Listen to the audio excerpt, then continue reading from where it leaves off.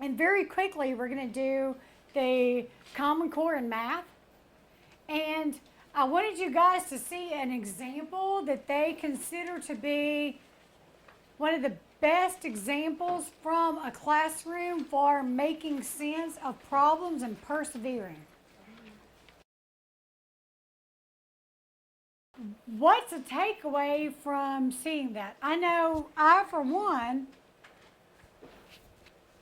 kind of enjoyed seeing the kids talk about how they solved the problem and what they thought the answer might be, with it being more of an open-ended type of a question.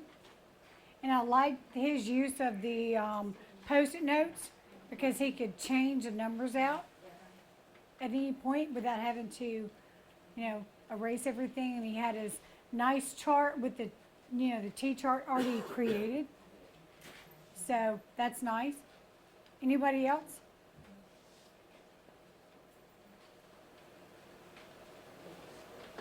Students were supporting their examples with evidence. Students were supporting their answers with evidence. I like the discourse because there's nobody's screaming or really arguing. They're really keeping a discourse. Right. You're really keeping a discourse. And it's respectful. Yes.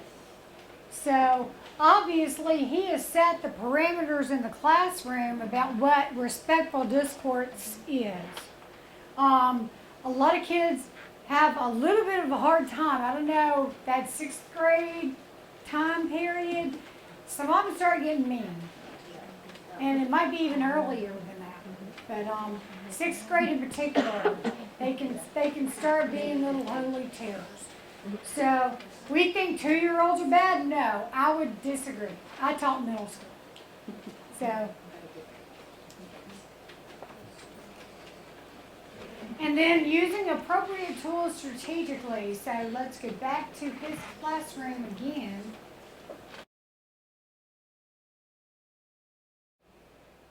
You're the experts on teaching math in the elementary classroom because I've never taught math.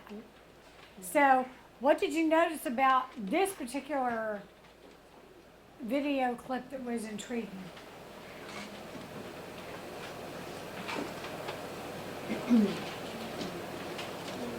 All the solutions were different.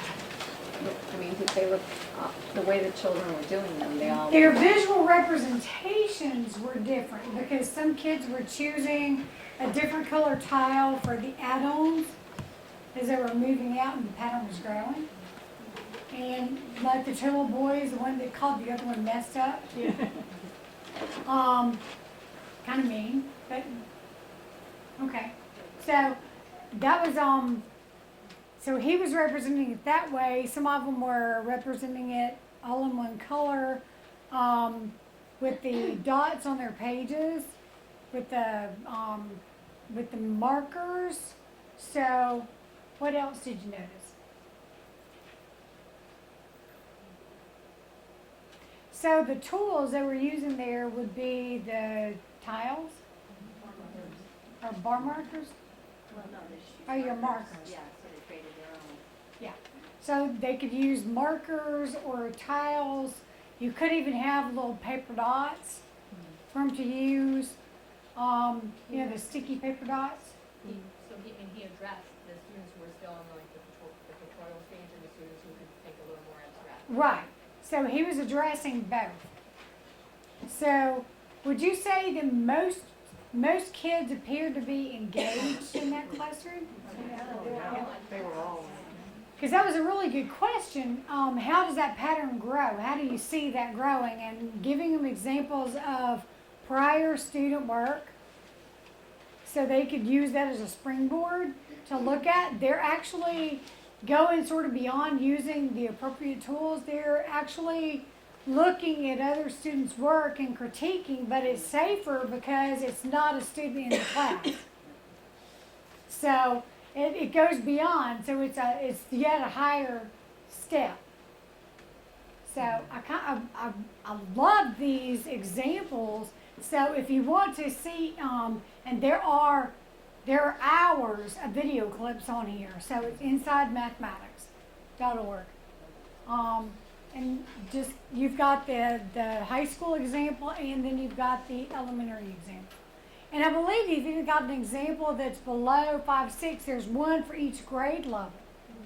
But these two, Fran Dickinson and the one yesterday or the one beside him, those were the two that were spotlighted as being exemplary.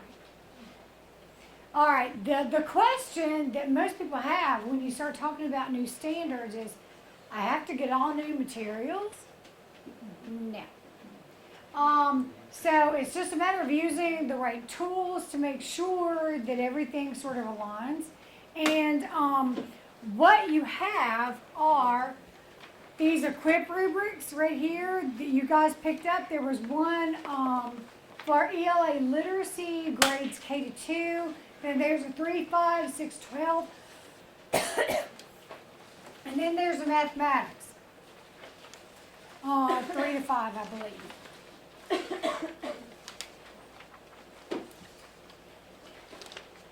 I wanted to give those to you just once again to go in your toolbox, because these are for evaluating prior written lessons on ELA or mathematics. They're not for evaluating science lessons for the content. So just keep that in mind. So these are rubrics for evaluating ELA lessons or math lessons. But since all of you guys are generalists, per se, you can use them. And you might find these to be useful because they do talk about the, you've got the instructional elements, you've got the key shifts and the alignment to the CCSS and assessment. And then on the back one, it gives you your steps and what that rating scale actually means. So it's a self-contained, so you might decide to even meet with your team, and you could all do these on certain lessons and figure out if what you were doing, it might actually pinpoint some things that need to be tweaked, so you can go back and add the language arts support or whatever to your lesson. So that's just something for you to have. And I've got some apps, and so if there are any of the apps on here, like I've got an energy audit, which is an English energy audit, so they spell everything with an O-U-R, which is odd for us. But then there's a Go Skywatch, which is one of those that you see on the iPad commercial with the person holding it up. It looks just like that. Leaf Snap ID. It allows you to actually take photos of leaves and will pop up what the tree is. And it shows pictures of the bark, the leaf, the buds, everything. Merlin Bird ID kind of does the same thing. You can actually enter in information about the bird. So if a kid saw a bird on the way to school and wasn't colorblind, that's important because you have to choose color. But it gives you shapes of different birds. So you pick that. Then you pick the color of the bird that you saw. And then it gives you a menu of options that it could be. So you can visually identify what bird you saw based on what's on the screen. And it's really cool because you can scroll across and you not only see the bird in a perched type of environment, but you also see it in full wingspan flying. And it's a picture to the side, so you see the full wingspan. So it's really cool. Then there's a Nat Geo Kids Scanner Earthquake. Earthquake is kind of cool because it actually includes a bunch of video clips of various places that are experiencing earthquakes. So you can actually see the buildings moving. So that's kind of cool. And then there are others, of course, but all these are free. And so I've got one iPad I'm going to get out, and then there's another iPad that I'm going to hook up to the microscope so you can see how it works. And this is completely separate, no software to download. And all you have to do is push the power button and hold it down for about one full second, and the lights will come on, and you can go, you can switch between the location for the LEDs. It's got 10 or so LEDs. And this just fits directly on your iPad. However, like I've mentioned before, we do have the $10 version of the Microscope that you basically cannot hurt because it uses your smartphone. So it will use any smartphone. It's just most kids are coming to class with a smartphone and want it out at most times. Then we can start having them use it for a good purpose. But The directions to that $10 smartphone online? yes, They are. they are. And you just buy one package of lenses, little flashlights, LED flashlights, and everything. It's really easy to put together. Or it looks easy on the video. I haven't done it yet. So, but I figure if it just takes a drill, I'm good. So I'll set this up. I'll put the other iPad here with the apps on it. And so the idea is for you guys to actually work on the topics. So you have a topic template, which has changed a little bit from May 31st. And you also have your brainstorming. This was the brainstorming that occurred in all the groups on May 31st. And if you don't have the brainstorming sheet, there are more over here. So you might find the one you were working on. Be sure to sort of follow the template format. And the goal is really to figure out what you need to add language arts wise and math wise to your unit that's projected. So think about some of the things you could add to it because you guys are all working in larger groups. And back on this, looking at the goal is you come out of this full fun PD set with the tools to be able to look at any lesson you've got, any materials you've got, and know whether it's as good as you can make it be. So that template piece is not so much a make it fit to this, it's more of a, think of the Chinese menu. 1 from A, 2 from B, I need to do these things in my class. That was all best practices in Common Core math, language, arts, and the science, the next generation science. So for this lesson or this unit, in my classroom I might be concentrating on some, certainly not all, but have you looked at the list to say, what could fit in this one? Ooh, with a little more work I could just add this, and I could twist that, and I can ask my kids about what we learned in the last two, so maybe we're not making graphs in this unit, but it has data, and then I'm gonna ask them, if we were making graphs, which type would I use? How would I represent that information? So you don't have to do everything every time, but are you watching to say, yeah, I fit in as much as I want to do, and I'm on track for all the skills that I want my kids to come out of here with? So that's what the purpose of that template is for. So your task is go with your grade band group. If you were not there on the 31st, this is what your peers made. So it was a guesstimate off the top of the head, 30 minutes whole work to put together this piece. You had some really, really cool ideas. Now what would you do with it with Common Core? And on Monday, by the way, it'll come back again with now what would we do with the same thing in the next gen science skills that you're doing. So this is sort of a, oh yeah, I could experience. Questions? Okay. So you probably want to be splitting up into areas where we've got PK 1-ish Where are you? Okay, so it looks like that's the PK 1-ish. The 2s and 3s, was it? On the list, I'm sorry, 2s and 3s, was it? Or 2s, 3s, and 4s? Older than 4s is your next one, and I know we've got a couple of outliers. Help out the middle school people. Yeah, we were together. Oh, okay, okay. Together. Okay, so, and then the middle school gang.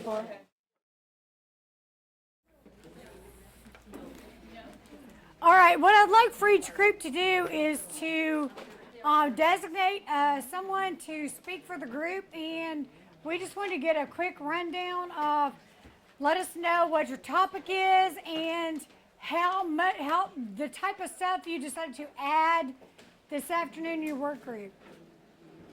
So let's start with this group over here. Our original idea was deconstructing our lunch plate, so we kind of regrouped to make it more Common Core based.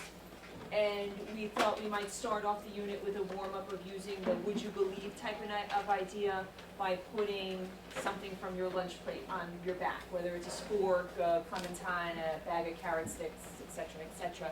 And then have the kids begin to guess where they're going with that, and then introduce the big long-term project in a more open-ended format of saying we want to find the life cycle of this particular product that was on your back, from your food plate to wherever it began. And then we thought we would add calculating our carbon footprints, maps including distances in miles, calculating serving sizes, looking at the myfoodplate.gov for our good nutrition and calorie choices, and then we can extend it to compare inorganic versus organic, local versus global. But overall, it was about what resources are needed to grow and harvest whatever that product is, whether it's man-made or it's not.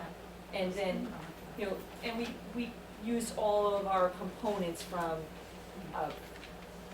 context-enriched text, looking at the book that you had from How Did That Get in My Lunchbox? Thank you, Becca. The story of food, reading and writing, giving it a more differentiated idea, whether students wanted to make a PowerPoint or digital storytelling, or creating a book very similar to the one that was already published, and throwing in arguments and evidence. They have to kind of prove where this went in through the whole life cycle of that particular food item, but then throwing in where we could with the mapping and the math calculations to kind of throw in our math, Common Core, and some literature. Thank you. Okay, thank you. And what about the group that you were with, Terry? Oh, okay. Can you hear me, or do I need to stand? Okay, thank you. All right, we are the pre-K first grade group, and our theme was what plants need to grow. And basically what we did was, when we went through the Common Core standards for ELA and math, we realized that just about every single one of those elements would be in our unit, with the exception of that literacy in science and the technical subjects, because that's a secondary piece. But so once we determined that, we had conversations about what kind of math skills would we be using, what the standards, and correct me group if I'm wrong, for Common Core. For pre-K, K, and 1, they primarily are using non-standard units of measure. So we were talking about when you're looking at using appropriate tools, what are the tools that age group would be using, and that's where that conversation came into play. Paper clips, cubes, little worms, tiles, things like that. So we also talked about the kinds of nonfiction that we'd be using, and I happen to have a list from a workshop that I had gone to from Jeanelle, that we looked at some of the plants, and we had another interesting conversation, and Terry brought to the surface Well, we looked at all these different plant books, but if you look at our standards, we're not really going into the life cycle of a plant. We're really looking at what are the needs of plants at the pre-K, K, and 1 levels. So we had that little discussion about, wow, this might be a great book. However, is this book going to be applicable to the standard that we're trying to meet? So we talked about, going into depth versus going, a mile wide versus a mile deep kind of thing. And so we discussed some book titles. What else grouped am I missing? Technology and. Oh, we talked about, right. We also talked about technology and having the kids create, using technology to create, use for observations, to create storybooks about their plant as it grows, from seed to plant. Like flip books. Kind of flip on their books. iPads. What else? Slideshows. Thank you. Posters, like Lobster and things like that. Whatever is appropriate at the pre-K and 1 level. And the importance of, even at the pre-K, K and 1 level, we can do argument from evidence. We can do those things, but it needs to be scaffolded in a different way than you would see at 3-5 and 6-8. But then we have the discussion of, boy, can you imagine what those 5th graders are going to be like if the culture of the school has that kind of scaffolding across the grade levels? So the conversations will be like what you saw in that gentleman's math class in the video. So, did I miss anything, everybody? Okay. Okay, well, That's it. thank you. Over here, We had the 2nd through 4th grade unit, and our topic was, where does our food come from? So we looked at the English language arts and the math standards. We found that there was a lot of overlap, but for the writing and reporting findings grounded in evidence, we were talking about having the kids keep a journal, and that would include writing and drawing from observation, maybe even digital photography to show the progression of things. Reading literature, we were talking about some titles that gave them some background and also act as a hook. From Seed to Plant and It's Our Garden were good informational texts.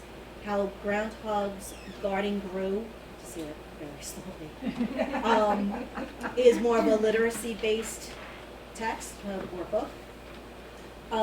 Some other informational texts would be to enlarge seed packets so that they can compare and contrast the different information on the backs of those.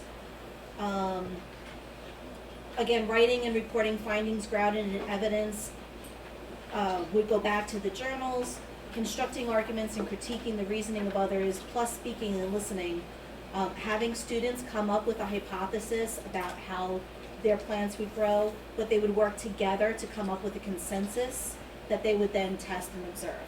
So they'd have to be able to defend their viewpoints and come up with something, so practicing the speaking and listening skills.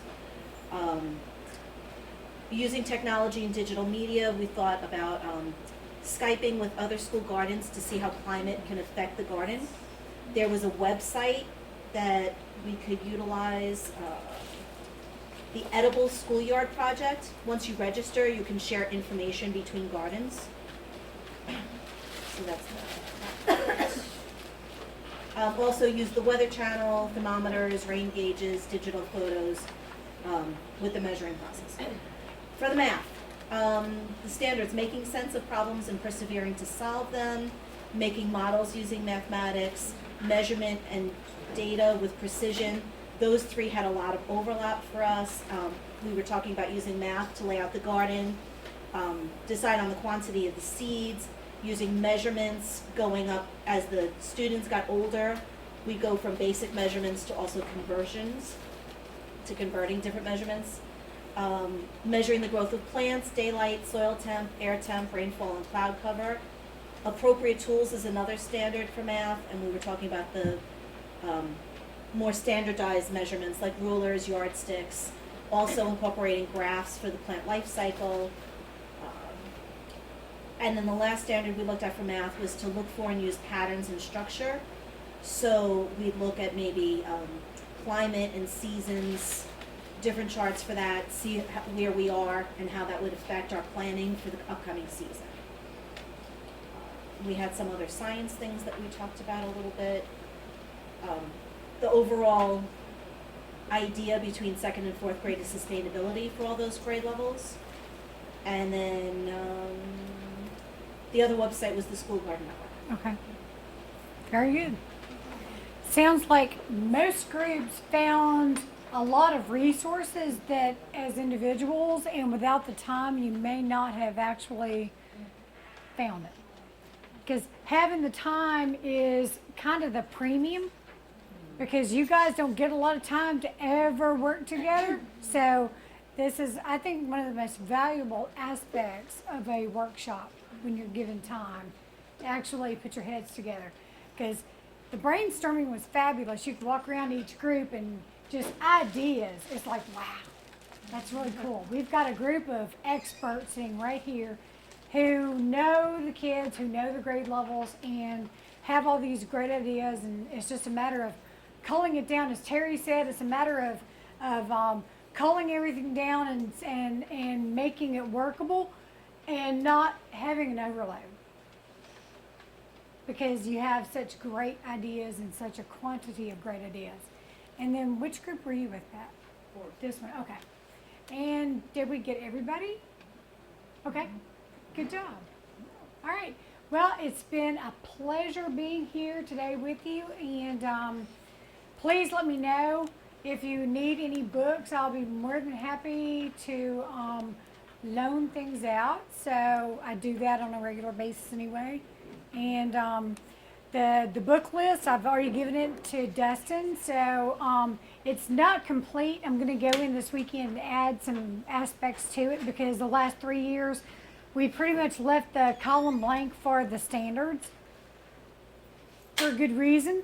But I think I'll go on and add NGSS back to the 2012 publications. So we'll have all those done.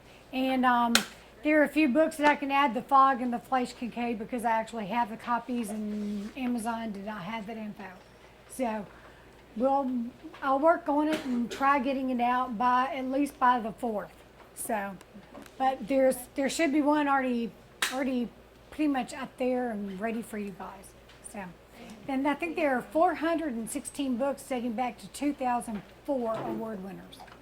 And they all have the ISBN numbers, so you can easily, I send these to librarians all the time, and they just take certain years and just copy and paste that section, and the ISBN numbers are right there, so all you have to do is order right off that list, and you get the entire list of the award winners for that year. So, all right, well, thank you.